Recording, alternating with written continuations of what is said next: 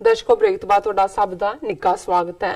ਸਿਆਸੀ ਇਸ਼ੂਜ਼ ਤੋਂ ਬਾਅਦ ਹੁਣ ਆਪਾਂ ਗੁਰਬਾਣੀ ਵਿਚਾਰਾਂ ਦੀ ਗੱਲਬਾਤ ਡਾਕਟਰ ਸਾਹਿਬ ਕੋਲ ਸੁਣਦੇ ਹਾਂ ਜੀ। ਡਾਕਟਰ ਸਾਹਿਬ ਕੀ ਕਹਿਣਾ ਚਾਹੋਗੇ?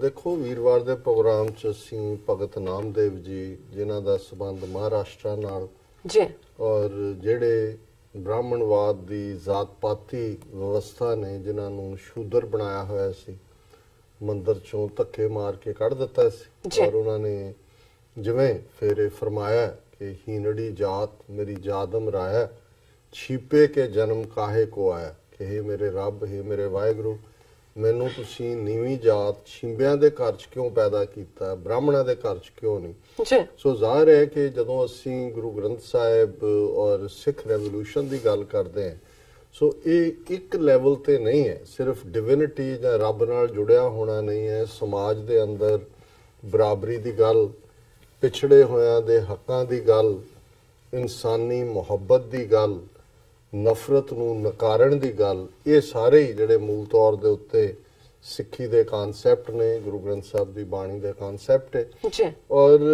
ਗੁਰੂ ਅਰਜਨ ਸਾਹਿਬ ਜਿਨ੍ਹਾਂ ਨੇ ਗੁਰੂ ਗ੍ਰੰਥ ਸਾਹਿਬ ਦੀ ਆਦ ਬੀੜ ਰਚੀ, ਉਹਦੇ 'ਚ ਉਹਨਾਂ ਨੇ ਇਹ ਜਿਹੜੇ ਸ਼ੂਦਰ ਬਣਾਏ ਹੋਏ ਸਮਾਜ ਦੇ ਨੀਵੇਂ ਪੌੜ ਦੇ ਉੱਤੇ ਖੜੇ ਕੀਤੇ ਹੋਏ ਭਗਤ ਸਨ, ਇਹਨਾਂ ਨੂੰ ਆਪਣੇ ਨਾਲ ਬਿਠਾਇਆ। ਬਾਬਾ ਫਰੀਦ ਜੀ ਦੀ ਬਾਣੀ ਅਸੀਂ ਗੁਰੂ ਗ੍ਰੰਥ ਸਾਹਿਬ 'ਚ ਦੇਖਦੇ ਹਾਂ, ਜਿਸ ਮੁਸਲਮਾਨ ਕੌਮ ਨੂੰ ਮਲੇਛ ਚਲਾਣੇ ਹੋਏ ਸੀ ਬ੍ਰਾਹਮਣਾਂ ਨੇ, ਜਿਨ੍ਹਾਂ ਦੇ ਹੱਥ ਦਾ ਪਾਣੀ ਪੀਣਾ ਵੀ ਗਵਾਰਾ ਨਹੀਂ ਸੀ ਉਹਨਾਂ ਨੂੰ। ਇੱਥੇ ਹੀ ਨਹੀਂ, ਈਵਨ ਹਰਮੰਦਰ ਸਾਹਿਬ ਦਾ ਸੰਗੇ ਬੁਨਿਆਦ ਰੱਖਣ ਦੇ ਲਈ ਸਾਈਂ ਮੀਆਂ ਮੀਰ ਉਹਨਾਂ ਨੂੰ ਪਾਲਕੀ ਭੇਜ ਕੇ ਲਾਹੌਰ ਤੋਂ ਬੁਲਾਇਆ। ਸੋ ਇਹ ਸਾਡੀ ਜਦੋਂ ਅਸੀਂ ਮਨੁੱਖੀ ਪਿਆਰ, ਇਨਸਾਨੀ ਮੁਹੱਬਤ ਦੀ ਗੱਲ ਕਰਦੇ ਹਾਂ, ਸੋ ਜ਼ਾਹਿਰ ਹੈ ਕਿ ਗੁਰਬਾਣੀ ਜਿਹੜਾ ਉਸ ਦਾ ਗੁਰੂ ਗ੍ਰੰਥ ਸਾਹਿਬ ਜਿਸ ਦੇ ਵਿੱਚ ਇਨਸਾਨੀਅਤ ਨੂੰ ਪਿਆਰ ਕਰਨ ਦੀ ਗੱਲ ਹੈ। ਔਰ ਭਗਤ ਨਾਮਦੇਵ ਜੀ ਦੇ 59 ਸ਼ਬਦ ਗੁਰੂ ਗ੍ਰੰਥ ਸਾਹਿਬ 'ਚ ਦਰਜ ਨੇ। ਅੱਜ ਅਸੀਂ 46ਵੇਂ ਸ਼ਬਦ ਦੀ ਵਿਚਾਰ ਕਰ ਰਹੇ ਹਾਂ, ਕਿਉਂਕਿ ਉਸ ਪੀਰੀਅਡ 'ਚ ਬਹੁਤ ਸਾਰਾ ਜਿਹੜਾ ਲੋਕਾਂ ਦੇ ਵਿੱਚ ਪ੍ਰਭਾਵ ਸੀ, ਪ੍ਰਚਾਰ ਸੀ, ਉਹ ਬ੍ਰਾਹਮਣਵਾਦ ਦੇ ਮਿਥਿਹਾਸ ਦਾ, ਕਹਾਣੀਆਂ ਦਾ, ਪੁਰਾਣ ਜਿਹੜੇ ਉਹਨਾਂ ਦੇ ਨੇ ਉਹਨਾਂ ਦਾ ਸੀ। ਇਸ ਲਈ ਭਗਤ ਜਨਾਂ ਨੇ ਵੀ ਔਰ ਗੁਰੂ ਸਾਹਿਬਾਨ ਨੇ ਵੀ ਆਪਣੀ ਗੱਲ ਆਮ ਲੋਕਾਂ ਤੱਕ ਪਹੁੰਚਾਉਣ ਲਈ ਉਹਨਾਂ ਮਿਥਕਾਂ ਨੂੰ, ਜਿਹੜੇ ਮਿਥ ਦੇ ਸਿੰਬਲ ਸੀ ਜਾਂ ਕਹਾਣੀਆਂ ਸੀ, ਉਹਨਾਂ ਨੂੰ ਵੀ ਇਸਤੇਮਾਲ ਕੀਤਾ।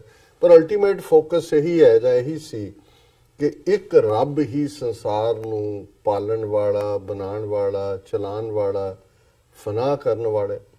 ਔਰ ਸਾਡੀ ਜ਼ਿੰਦਗੀ ਦੇ ਵਿੱਚ ਬਹੁਤ ਸਾਰੇ ਦੁੱਖਾਂ ਦਾ ਕਾਰਨ ਇਸ ਅਸਲ ਹਕੀਕਤ ਤੋਂ, ਰੱਬ ਤੋਂ ਵਿੱਥ ਹੈ। ਔਰ ਸਾਡਾ ਚਾਹਨਾ ਔਰ ਸਾਡਾ ਯਤਨ ਔਰ ਸਾਡਾ ਤਰੱਦਦ ਇਹੀ ਹੋਣਾ ਚਾਹੀਦਾ ਹੈ ਕਿ ਅਸੀਂ ਆਪਣੇ ਇਸ ਜੀਵਨ ਦੇ ਵਿੱਚ ਰੱਬ ਦੀ ਯਾਦ ਨੂੰ ਆਪਣਾ ਪ੍ਰਮੁੱਖ ਆਧਾਰ ਬਣਾਈਏ।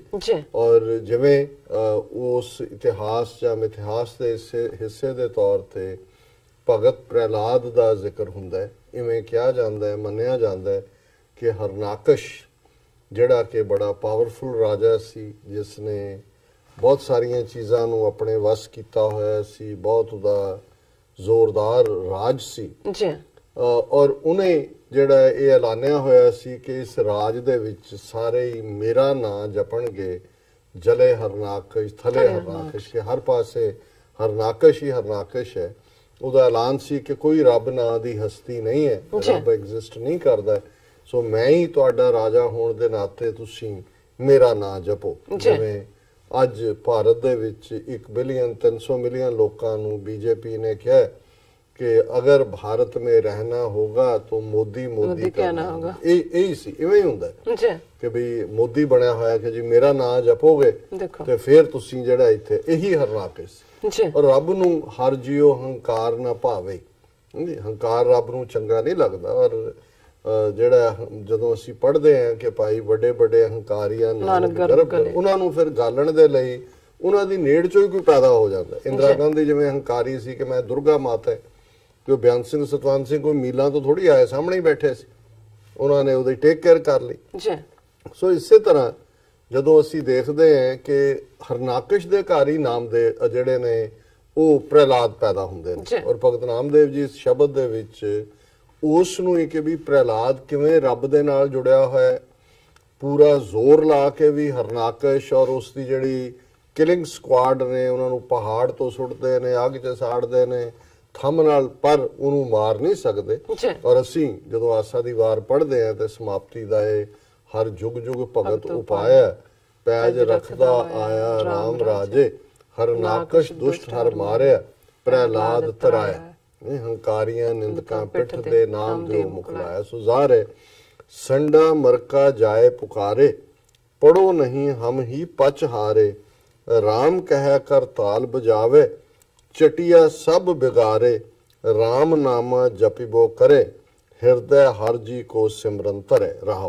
ਰਹਾਉ ਦੀ ਤੁਕ ਕੇਂਦਰੀ ਨੁਕਤਾ ਹੁੰਦਾ ਹੈ। ਔਰ ਦੋ ਟੀਚਰ ਜਿਹੜੇ ਸ਼ੁਕਰਾਚਾਰਜ ਰਿਸ਼ੀ ਦੇ ਪੁੱਤਰ ਸੀ, ਸੰਡਾ ਤੇ ਮਰਕਾ, ਉਹ ਪ੍ਰਹਿਲਾਦ ਦੇ ਟੀਚਰ ਨੇ, ਉਹ ਸ਼ਿਕਾਇਤ ਕਰ ਰਹੇ ਨੇ ਕਿ ਭਾਈ ਅਸੀਂ ਉਹਨੂੰ ਜੋ ਪੜਾਉਂਦੇ ਆ ਉਹ ਬਿਲਕੁਲ ਪੜ੍ਹਦਾ ਹੀ ਨਹੀਂ ਹੈ, ਉਹ ਤਾਂ ਆਪਣੇ ਹੱਥ ਦੀ ਤਾੜੀ ਦੇ ਨਾਲ ਰਾਮ ਕਹਿੰਦਾ, ਰੱਬ ਜਿਹੜਾ ਰਮਿਆ ਹੋਇਆ, ਔਰ ਉਹਦੇ ਨਾਲ ਜਿਹੜੇ ਬਾਕੀ ਸਟੂਡੈਂਟ ਨੇ ਚਟਿਆ ਸਭ ਵਿਗਾੜ ਹੈ, ਉਹ ਵੀ ਸਾਰੇ ਵਿਗਾੜ ਦਿੱਤੇ ਨੇ, ਔਰ ਹਮੇਸ਼ਾ ਰੱਬ ਦੇ ਨਾਂ ਦੀ ਗੱਲ ਕਰਦਾ ਹੈ, ਔਰ ਆਪਣੇ ਦਿਲ ਦੇ ਅੰਦਰ ਇਹ ਹਮੇਸ਼ਾ ਰੱਬ ਦਾ ਸਿਮਰਨ ਕਰਦਾ ਹੈ।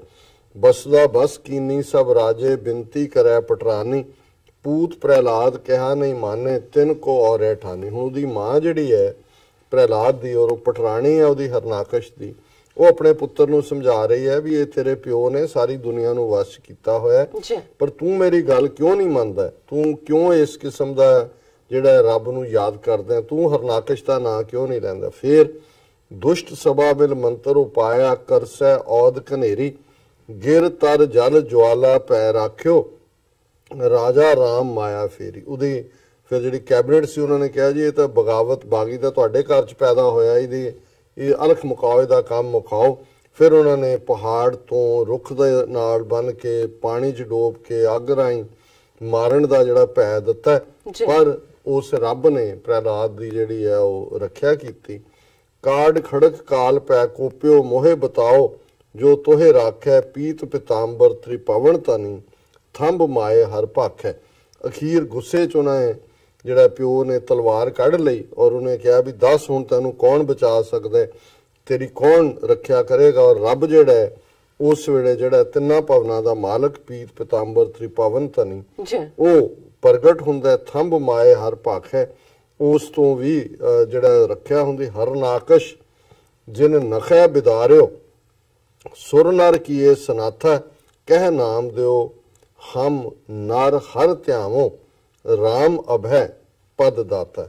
ਇਹ ਵੀ ਕਹਾਣੀ ਹੈ ਕਿ ਵੀ ਹਰਨਾਕਸ਼ ਨੇ ਵਰ ਲਿਆ ਸੀ ਕਿ ਨਾ ਮੈਂ ਅੰਦਰ ਵੜਾ ਨਾ ਮਰਾਂ, ਨਾ ਬਾਹਰ ਮਰਾਂ, ਨਾ ਦਿਨ ਵੇਲੇ ਮਰਾਂ, ਨਾ ਰਾਤ ਵੇਲੇ ਮਰਾਂ, ਨਾ ਸ਼ਸਤਰ ਨਾਲ ਮਰਾਂ, ਨਾ ਅਸਤਰ ਨਾਲ ਮਰਾਂ।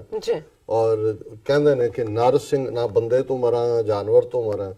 ਸੋ ਜਿਹੜਾ ਰੱਬ ਦਾ ਇੱਕ ਰੂਪ ਨਰ ਸਿੰਘ ਰੂਪ ਦੇ ਵਿੱਚ, ਅੱਧਾ ਹਿੱਸਾ ਉਹਦਾ ਬੰਦੇ ਦਾ, ਅੱਧਾ ਸ਼ੇਰ ਦਾ, ਜਦੋਂ ਦਿਨ ਤੇ ਰਾਤ ਸੂਰਜ ਡੁੱਬਣ ਵਾਲਾ ਸੀ, ਦੁਮੇਲ ਜਿਹਨੂੰ ਕਹਿੰਦੇ ਨੇ, ਉਦੋਂ ਉਹ ਪ੍ਰਗਟ ਹੋਇਆ। ਔਰ ਦਰਵਾਜ਼ੇ ਦੇ ਨਾ ਅੰਦਰ ਨਾ ਬਾਹਰ, ਦਰਵਾਟ ਦੇ ਉੱਤੇ ਹੀ, ਔਰ ਨਾ ਧਰਤੀ ਤੇ ਮਰਾ ਨਾ ਅਸਮਾਨ ਤੇ, ਉਹਨੂੰ ਚੁੱਕ ਕੇ ਹਰਨਾਕਸ਼ ਨੂੰ ਪੱਟਾਂ ਤੇ ਰੱਖ ਲਿਆ, ਤੇ ਨਾ ਸ਼ਸਤਰ ਨਾਲ ਮਰਾ ਨਾ ਅਸਤਰ ਨਾਲ ਮਰਾ, ਆਪਣੇ 9 ਇੰਨੇ ਸੀ ਉਹਨਾਂ ਦੇ ਨਾਲ ਹੀ ਬਿਦਾਰਿਓ, ਉਹਨੂੰ ਚੀਰ ਦਿੱਤਾ।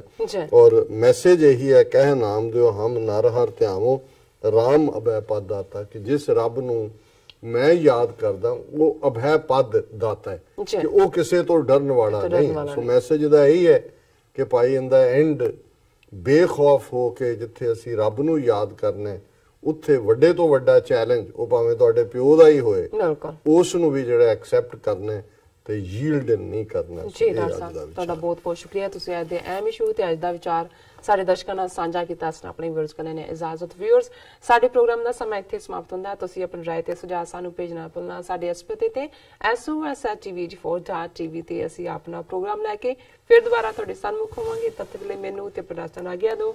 ਦੇਖਦੇ ਰਹੋ TV84। ਬੁਲਾ ਦਿਓ ਫਤਿਹ। ਵਾਹਿਗੁਰੂ ਜੀ ਕਾ ਖਾਲਸਾ, ਵਾਹਿਗੁਰੂ ਜੀ ਕੀ ਫਤਿਹ।